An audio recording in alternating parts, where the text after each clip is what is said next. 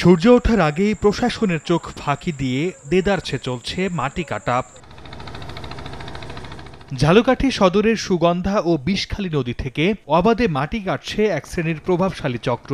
পরে এ মাটি নৌকা ও ট্রলারে নিয়ে ইটভাটা সহ বিভিন্ন কাজে বিক্রি করা হচ্ছে। সদরের রাজাপুর, দেয়াকুল, দেউড়ি, মানিক, সদর, ভবানীপুর, বাড়িকরণ সহ কমপক্ষে 10টি এলাকায় চলছে এমন অপরাধ। এতে নদী তীরবর্তী এলাকা ভাঙনের হুমকিতে পড়ায় শঙ্কিত কৃষকরা। সরকারি জমি 4-5 কোপ করিয়া এরপর টলা ঢুকাইয়া তারপরে সারা রাত্র করে কাটতে তারপরে নিয়ে যায়।